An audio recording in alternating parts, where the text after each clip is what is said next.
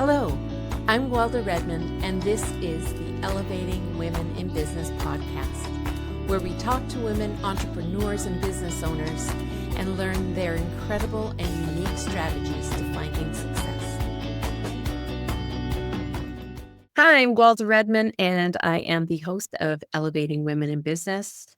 And today, our amazing guest is Shannon Owen. She's a mortgage broker, and she is with Mortgages by Shannon Owen, powered by the Mortgage House. And she has been a broker for how many years, Shannon?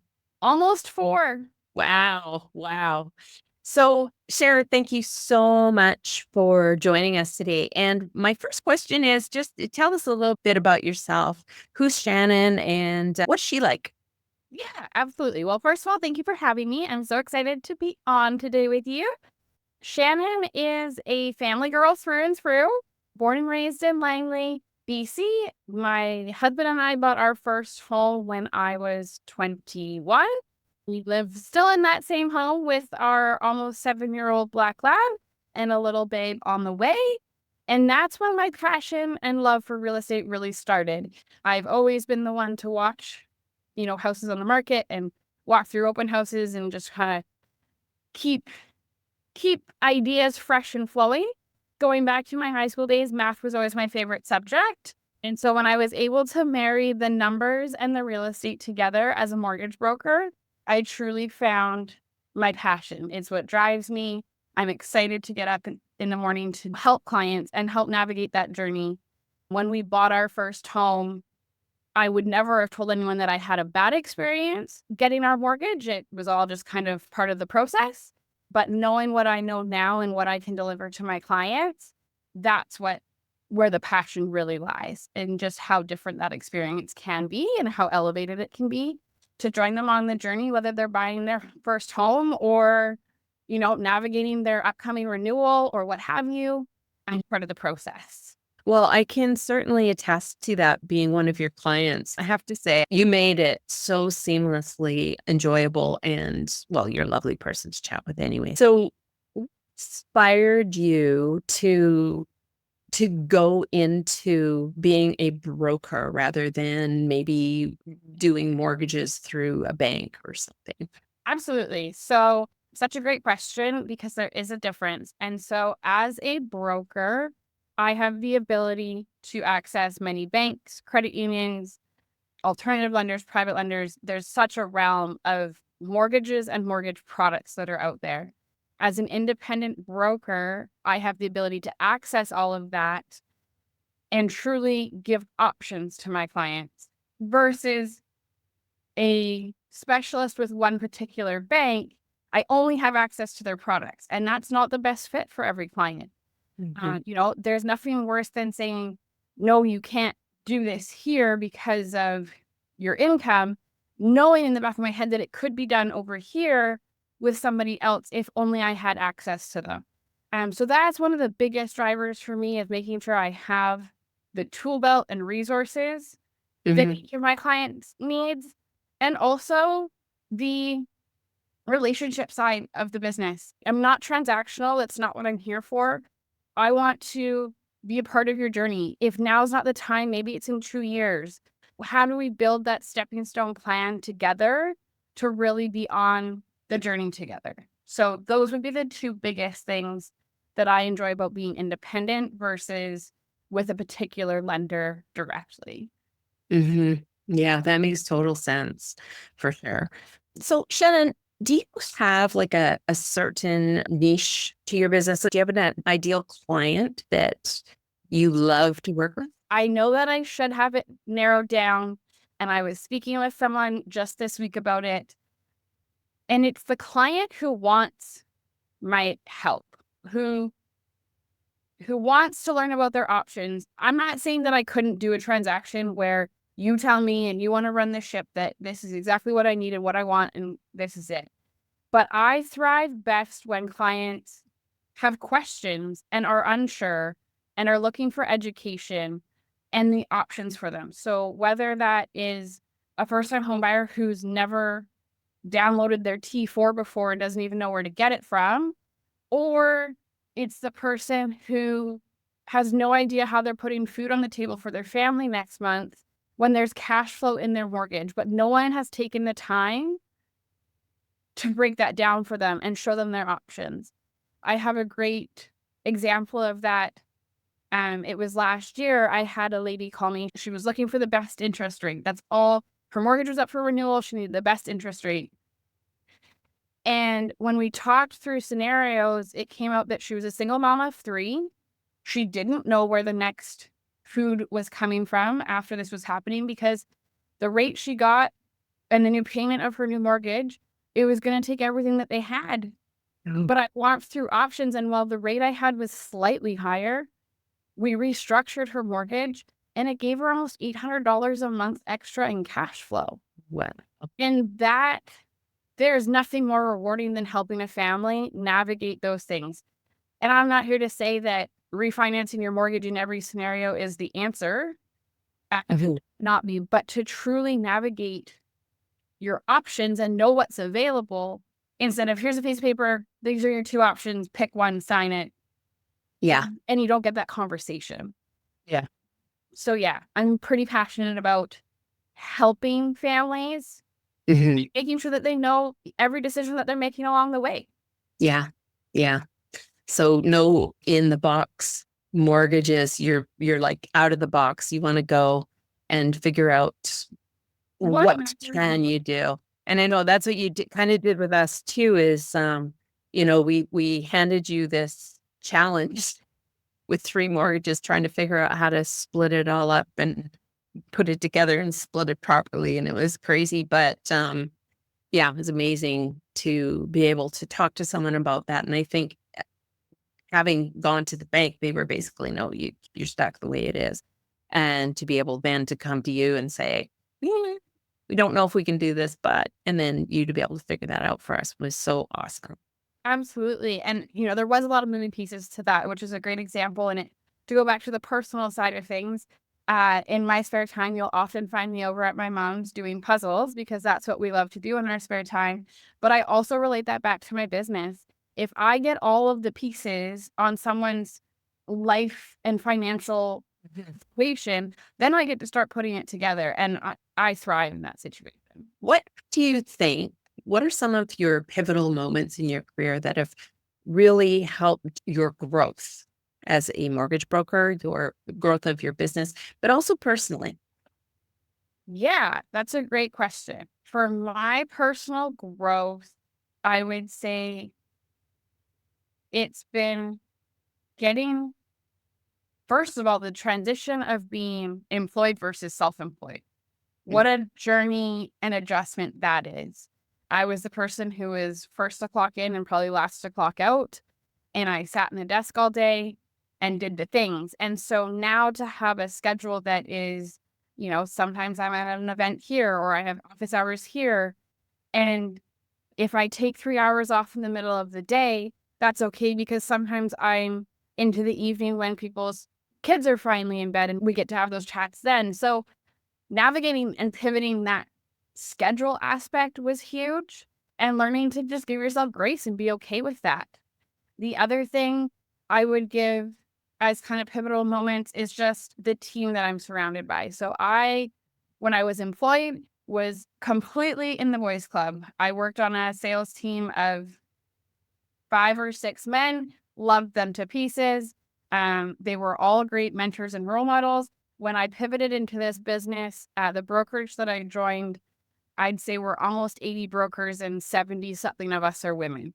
And that was never the goal or intention, but the shift that you get when you go into that environment, the support, the empathy, the vision, the drive, it's unmatched. And so that's been really cool to be a part of. I really enjoy that. And just the values and alignment of our team and how they trickle down to my business. Right. The brokerage was founded in a pretty small town in Alberta. There's a lot of community give back. We do things a little bit differently, and that's kind of our focus. And I love to be able to bring that here and do similar things with Yeah. our team here. So those are a few of them that I've really noticed through the journey of starting the business and being independent and navigating that. Yeah, yeah, yeah. And that's the thing, like having that team, the tribe that with you that you connect really well with, and you know that they've got your back and you've got theirs, and all of those things too is so important. What are some of the key strategies or habits that you would contribute to your success? What are the things that you do that you've learned to do that make a difference? Great question. So I would say my personal development and priorities have to come first. So I also, on the personal side of things, I am a swimmer through and through. So Mm. those 3 mornings that I spend at the pool before I dive into work, like that is my mental release. That's where no outside thoughts, and we just get it done so that I can truly come home, settle in with a focused brain, and be on and ready to go. And the other side of that would be from a business perspective. I'll call it a strategy, but I have always been client first. So yes, I Mm. need to earn a paycheck. There's no doubt about that. We have food to put on the table too. But at the end of the day, I don't bring that into my transaction. Mm. It makes sense not to move your mortgage and I don't get paid. We're going to have the same conversation as if I was switching your mortgage. If I truly can't help you or now's not the time, we're still having the same conversation as if I could, setting out the timeline that's realistic. Because I truly believe that the value that is delivered in every conversation that I get to have will pay off at some point. You know, a lot of people have marketing plans and we're trying to dial in the return on investment and what that looks like. And transparently, I just don't run my business like that. I will give everyone the time of day and the same level of care and attention and education. And when it's meant to happen, it happens. And I find that that does make a difference on closed business when the time comes. Yeah, yeah. And those people for sure, if they've learned that they can really trust you. So when they do need to move their mortgage, they're going to come back. Has mentorship been a part of your journey? So did you have a mentor, and how important was that to you? And have you or have you been a mentor to someone else, and how does that impact? I have never paid for a mentor position. As part of our brokerage, we do have a mentor who we can rely on and call on, especially as new brokers, just to help get you navigate just about any other program you go through in school. You get out and you actually have no idea how to do the job that you've Yes. spent time in school learning how to do. And so there was definitely a period of time where, I had that crutch, and every new file that I got, how do I structure this? The training program that was embedded in the brokerage was phenomenal. And I think that that's ever changing as my business grows and who I'm looking to next and the people that I can call on. I'm not really a shy person. Sometimes when I first meet people, I'm a little quiet, I observe, and then I crack my shell and I open up.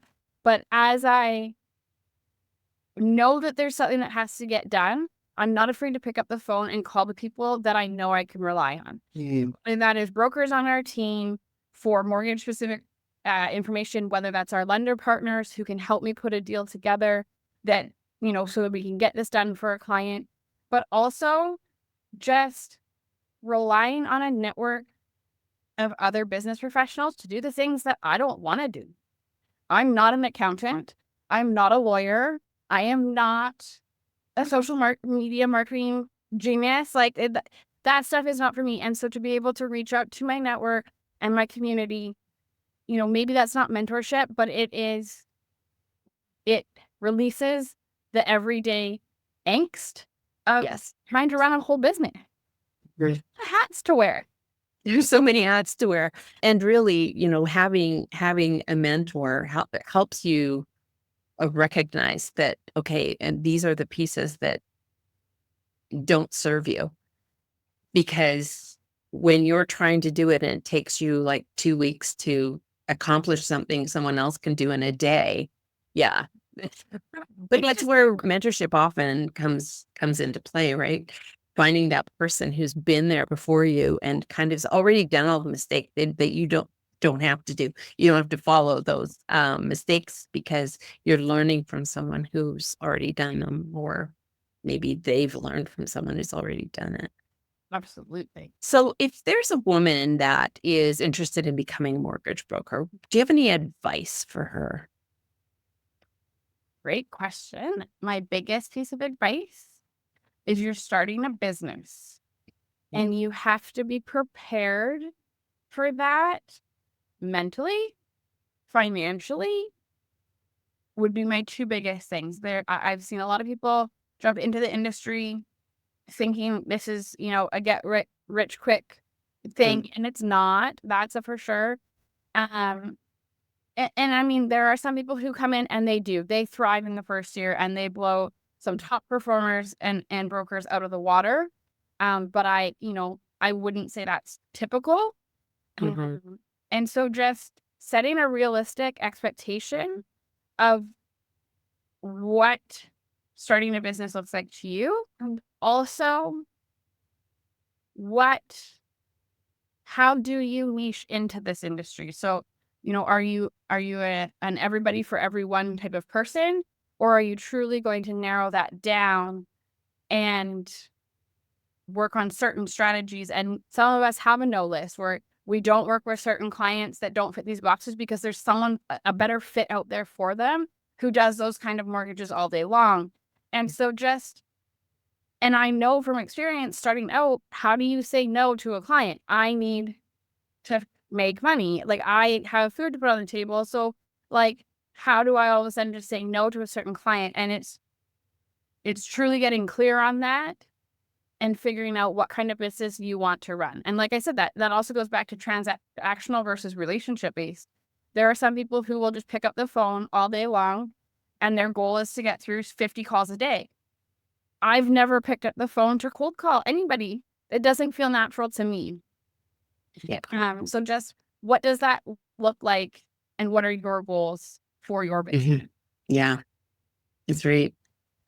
So I have another question, and typically what I ask is about what your plans are for growing your business for in the future. But because you have a little one on the way, I'm more interested in what are your plans for balance? It's a great Because a question. lot of us are moms and we've got our businesses, and that's a tough thing to find that balance. I'm wondering if you have any nuggets for us. Just whether they work or not, you don't know, right? But And it's such a unique timing because I have always said that it's so easy to be a parent when you're not a parent. You have so much advice that you have truth. no education whatsoever to be speaking about. And I have said that a few times, even throughout my pregnancy, is I'm planning for something that's completely unknown. As a first-time mom, I have no idea how this is going to go. And that's not to discount second and third-time moms because every baby is different and it will look different every time. But what I would say my biggest plan for navigating the journey is truly my support network. My family is very close. I have my mom who lives less than 2 minutes away. My grandparents are still here, bless their souls. I have an aunt that is close by and retired and so ready to babysit. And so relying on that village will be, I think, the only thing to get us through. My husband does work full time as well out of the house. And so he will be here. I'm not to discount his support, obviously. The other thing that I would say that in this role is I'm lucky that most of what I need to do for my clients to be done from my bed. Again, fully transparent. I might be on the phone with you, but I'm probably covered in back when I was super nauseous at the beginning of this. It was not a good time. And maybe haven't showered for 2 days, sitting in my bed, crunching numbers for someone, and they have no idea that I'm even pregnant. Yeah. So the flexibility of the business I've built will be there. Yeah. I had to get over a huge fear at the beginning of sharing with my network that this was going to be a life change for us. because I was nervous that people would stop thinking of me for their mortgage needs or assuming that I'm busy and don't have the time. And what I have mind shift changed through that is just, if those are the people that I'm surrounding myself with, then they were never my people. Because I know the people that I surround myself with were supportive and were helpful, and we have tips and tricks to help you navigate it. And so I'm really excited to lean into an entire new network and community of people who are moms navigating this same journey, who will also still have mortgage needs, and I get to be able to help. And so I truly believe it takes a village, and we will be forever building and expanding that village in this house Mhm. for sure. Yes. That is so true. It really does take, and you're lucky that you've got family close by, and some people don't have that and they rely on friends. But that's up to us. We have to build that tribe of people around us. So you are part of our networking group, and I was just wondering how you would say that being a part of a group has impacted your personal and professional growth. It's a great question. From a personal perspective, I think that it gives you that place and time of day to, I don't want to say disconnect. That's not the right word, because obviously you are there to grow your professional network as well. But the type of people that are part of the BC Women's Network, or that I seem to meet throughout this journey, they become friends and they become that village. And it's nice to hear from them out of the blue, or go for a walk with them, or, it doesn't feel overly structured. We get to have authentic conversations about life and business. What are you struggling with? That could be that my husband has driven me absolutely wild this week and I just needed to get out Mhm. and not think about it. Or it could be my bookkeeper has completely crapped the bed. I'm behind. I'm not going to get my taxes done on time. Does anyone know anyone? And just being able to have those conversations in a safe space, it makes such a big difference being able to have that space. From a professional perspective, the network has done amazing things for my business. I have met clients. I have met people who have referred me to their friends and family, who have gotten to trust me throughout my time with the network. We recently had a challenge within our brokerage to kind of look back and see where our successful closed business has come from. We can start 100 applications, but how many of them are funding, and where are those leads coming from? And I'm honored to say that in the third spot of my business is the BC Women's Business Network, whether that is members themselves or their friends and family that they've referred me to see the impact that's had on my business. Like, to truly add up the numbers and look at that, you can't fight fate. Like that's exactly how it has turned out. And it didn't happen overnight. I think I've been a member for 2 years now, 3 years now. But it's about showing up and planting the seeds, reminding people who you are authentically. And when the time is right, not everyone needs a mortgage tomorrow. It never happens that way. Very rarely happens that way. But when the time comes, to be that person that they think of reflects on, oh, this was worth it. This is why I do continue to show up. Yeah. Yeah. That's so cool. That's very exciting that you have had that experience. And it really is about the consistency, because not only do you go to your meeting pretty consistently, you also go to other chapters as well. So you're well known within the whole group, like as well as events too, where you're meeting people that you might not have had a chance to meet yet. And I think that's really a key piece to networking, is that, especially for women, because we need to build relationships, and you are authentically building relationships and friendships, true and real friendships with other women. And I know that because I often will say something about Shannon, and they're like, "Oh, I was talking to her the other day." right? It's like everybody knows you and everybody's chatting with you all the time, which is so good. But that is the just the power of having that safe space, like you say, to meet all of these people. They're sharing their network with you, you're sharing your network with them, but it helps us all finding that success. Absolutely. What advice would you give to somebody who maybe they've never been to a networking group before, or they are feeling intimidated about going to a networking group, or maybe they just don't see the value in it? What kind of advice would you have? Number one piece of advice is continue to show up. If these are your people, whether you know it or not, continue to show up. You might have had a long, hard day. You might be exhausted. You might say, it's been 3 months. I haven't gotten a single lead from this group. If you enjoy the people, if you enjoy the space that you're meeting in, continue to show up. It will show up back for you in ways that you just don't see yet. I'd say that's my number one piece of advice. Continue to show up and show up not everywhere, but essentially as many places as you can. You comment on, I explore different chapters or what have you. In some months, I have 13 networking events, and others I'm like, wow, I really overdid it. I should choose like my top 3 and we'll settle back down. But if my calendar allows for it, you send out monthly emails, for example, that have all the chapters and all the dates planned out.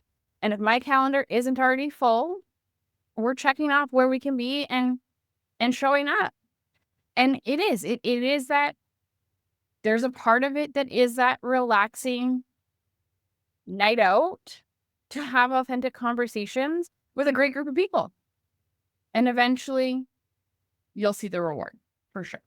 And, the BC Women's Business Network is for some people, but it might not be for everyone. And there are lots of other networking groups as well.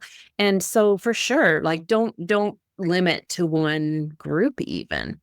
Go to as many groups as you can, because somewhere, you might connect better in some places than others.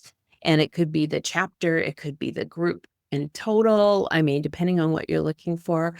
I know one of the things that I've spoken with a couple of people about recently is that for some groups there's a requirement, like there's expectations, and that's one thing that we don't really have expectations. The only expectations that we have is that you be kind and authentic and generous with helping people, and you don't just come to look for support, but that you also offer support as well. If you need support, absolutely come.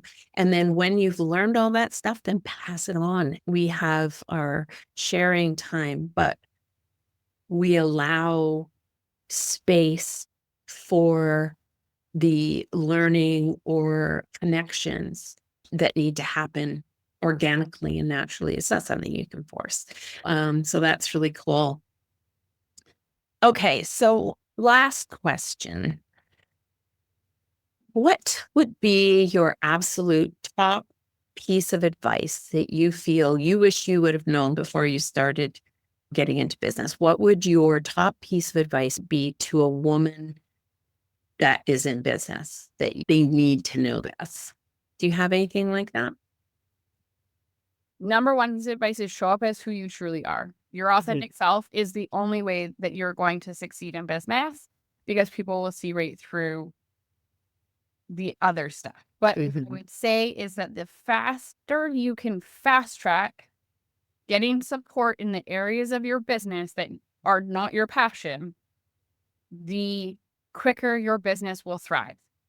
And it seems daunting paying an accountant in that first year of taxes, but then all of a sudden you realize that you've wasted 3 weeks trying to put your expenses into a spreadsheet and get it all filed properly, only to have a tax bill that you weren't prepared for, when there are professionals out there who can support the stuff that you're not good at and you take the time to learn. Where you could be focusing all of that 3 weeks, maybe minus 2 days, it's all prepped, hand it off. Just spent 2.5 weeks that you could have been spending truly driving your business and growing your business. Mhm. It's so daunting at the beginning because, well, how am I going to afford that service? Oh, that's out of my budget. I can't. But at some point, it's just like hiring an employee, which I don't have on my team yet. But at some point, doing the administration tasks is costing me how much in Yeah. business that I could be outsourcing and focusing.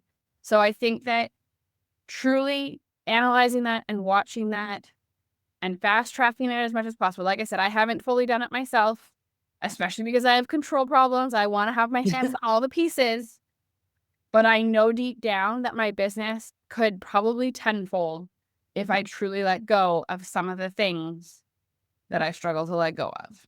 Yeah. Yeah. I'm with you in that one. Gosh, Shannon, is there anything else that you want to say? I don't think so. Obviously, just a huge thank you for having this chat and letting me share. I am grateful for the Women's Network. I am grateful for you and your family and the business that you brought me at that time in your guys' mortgage journey. And I'm just grateful to be a part of this community with you guys. It's been one of my favorites. It's clearly it's come out as that as results of my business. And I'm truly grateful for that. And I'm just excited to watch the community continue to grow and expand and be a part of it. That's awesome. That's awesome. And I know I can speak for myself and everybody else in the group that we cannot wait to meet that little one. Yeah. Yeah, we cannot wait. So excited. So thank you so much, Shannon, for being our guest today. Again, this is Guelda with the Elevating Women in Business. Please subscribe. We speak to lots of women who are business owners, and they're so willing to share their success tips. And it's important for all of us to continue this growth and have this tribe that we can connect with and count on. So thank you so much. Please subscribe, and we will see you again soon. Thank you for joining us, and check the notes for information about our guest. I invite you to join us at the BC Women's Business Network to meet many more amazing women. Hit the subscribe button and join us again next time on Elevating Women in Business.